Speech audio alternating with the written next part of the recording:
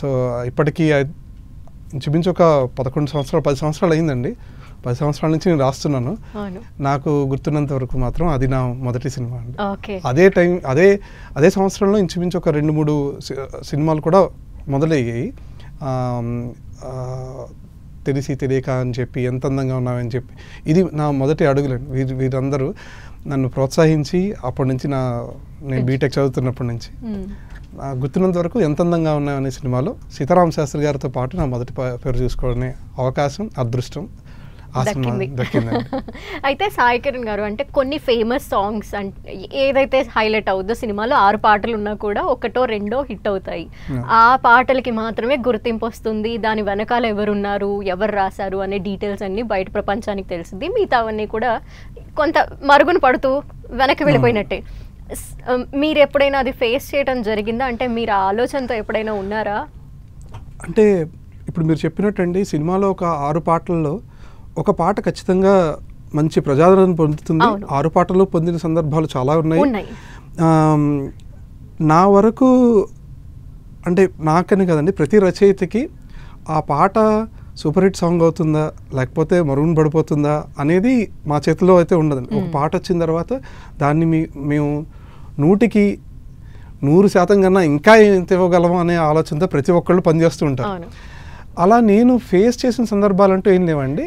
కానీ కొన్ని పాటలు ఇంకా ప్రజాదరణ దక్కుంటే బాగుండేది అనేది కొంచెం ఉంటుంది. ప్రతి రచయితకి ప్రతి పాటకి ఉంటుంది అది. అలాగే ఈ మధ్యకాలంలో ఒక పాట రాశాను, విజయ్ దాస్ గారు పాడారు, చిన్మయ్య గారు పాడారు ఒక చిత్రంలో. ఆ పాట కూడా బాగుంటుంది. అది ఇంకొంచెం బాగా వెళ్ళుంటే బాగుండేది అని ఒకటి ఉంటుంది. తప్పకుండా అండి. అది ప్రభుత్వ జూనియర్ కళాశాల అని ఒక సినిమా వచ్చిందండి. దాంట్లో మనసు మాయా ప్రపంచంలో బ్రతుకుతావే జీవుడా, ఎవరికెవరి ప్రయాణంలో చివరి వరకు తోడురా, ఆ నిజం తెలిసే నాటికి నీదని మిగిలేదేదిరా, పరితపించే ప్రతి నిమిషము నీటిపై రాసే రాతరా. ఇలాగ ఉంటుందండి. మంచి పాట అండి అది.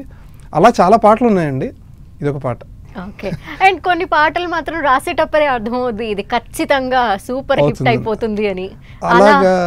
అలాగా నాకు థింక్ నేను మొదలుపెట్టిన సినిమాలకి నేను విజయ్ దేవరకొండ గారిది ద్వారకా అనే సినిమాకి పాట రాశాను. అందులో నువ్వే చెప్పేశారు అది. ఆ పాట ఇచ్చిన ఆ సంతృప్తి ఎలాంటిదంటే అండి, నేను సినిమాలు పాటలు రాస్తానండి, మొదలుపెట్టాను. సీతారామ శాస్త్రి గారు వారితో నేను ఇక్కడ నా బీటెక్ అయిపోయిన, నా బీటెక్ కన్నా ముందు నుంచి బాగా తెలుసు. నన్ను ఇంట్లో వాళ్ళ అబ్బాయికి అందరు ఆయనతో పరిచయం ఉన్న ప్రతి ఒక్కరికి అదే అనుభూతుంది. అలా చూసుకునేవారు. నేను ఇలా ద్వారకా అనే చిత్రానికి అవకాశం వచ్చినప్పుడు ఆర్బి చౌదరి గారి ప్రొడక్షన్స్ అండి అది. విజయ్ దేవరకొండ గారు అప్పుడే పెళ్లి చూపులు అవన్నీ హిట్స్తో స్టార్ట్ అయ్యారు. మంచి పాట ఇది అని పిలిచారు, పాట రాయమన్నారు, రాస్తున్నాను. కానీ ఒక రకమైన ఏదో బెరుకు, పెద్ద అది ప్రొడక్షన్ పెద్దది కదండి, నిర్మాణ సంస్థ కూడా పెద్దది అది. అలాగా సీతారామ శాస్త్రి గారికి వెళ్ళి ఇలాగ రాయమన్నారండి అంటే, నన్న కిందకి వెళ్ళి నా ఆఫీస్ డెస్క్లో నా పెన్ ఉంటుంది, తీసుకుని రాయరా నువ్వు మొదలుపెట్టు శుభం అని పంపించారు. కిందకి వెళ్ళి తీశాను. ఒక 2 రోజులు కూడా కాదండి, 1-2 రోజుల్లో పాట అయిపోయింది.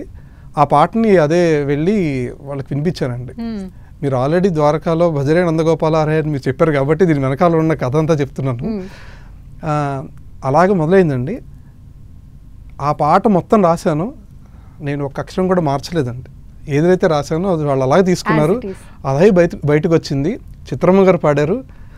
ఇప్పుడు ప్రతి ఇంచుమించు కృష్ణాష్టమికి కానీ, కృష్ణాష్టమి ప్రతిసారి ఇది వింటాము.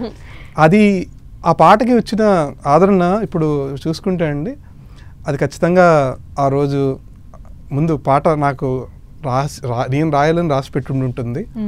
దానికి ఆయన ఆశీర్వాద బలం తోడైంది. దాని తర్వాత ప్రజలందరూ ఆదరించారండి. సూపర్.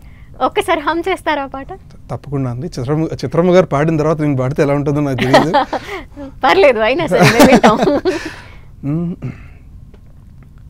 భజరే నందగోపాల హరే, భజరే నందగోపాల హరే, మురళీ గానలోల దూరమేల దిగిరా కృష్ణ, కడలై పొంగుతున్న ప్రేమలీల కనరా కృష్ణ, అందుకో సంబరాల స్వాగతాల మాలిక, ఇదిగో నిన్ను చూసి వెలుగుతున్న ద్వారకా.